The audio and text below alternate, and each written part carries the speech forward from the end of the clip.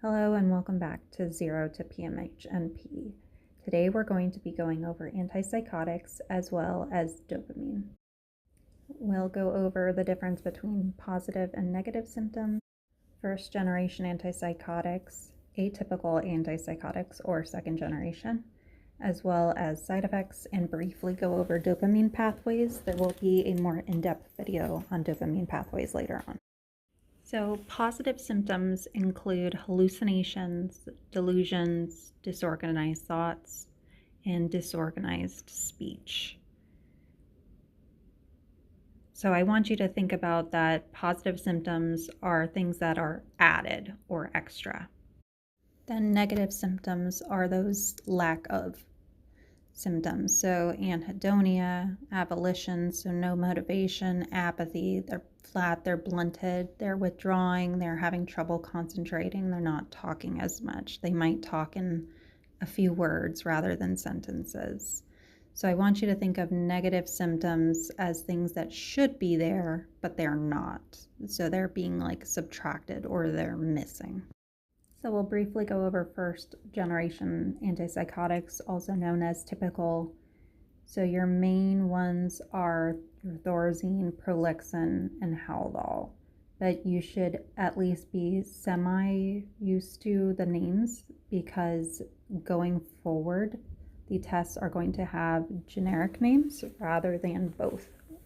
So your first generation are going to decrease dopamine, but through that, they're also going to decrease your HAM1, your histamine 1, alpha 1, and muscarinic 1.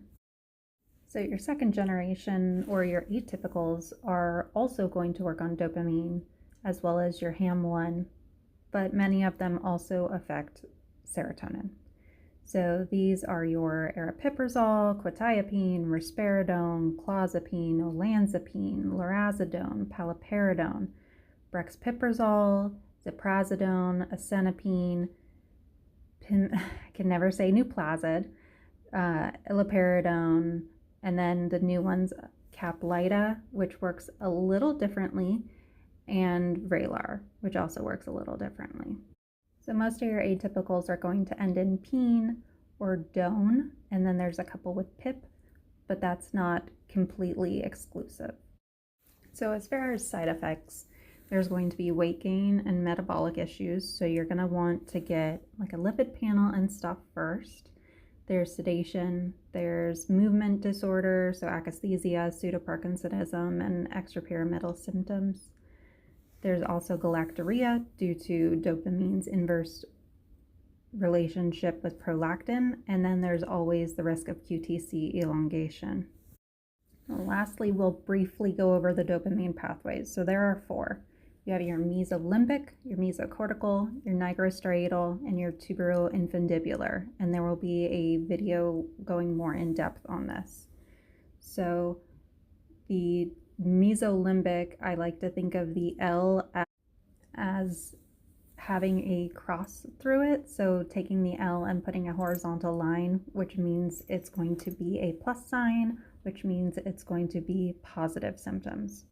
Then the O in mesocortical, I like to think of as with a line through it, like the none or negative. So that's your negative symptoms. Then nigrostriatal is your motor function, and tuberoinfundibular is that prolactin relationship. I just remember those in that order, and I remember that N becomes before T, so I can kind of remember it that way. So positive, negative, EPS/movement, and prolactin. All right, thanks so much. Let me know if you have any questions or input.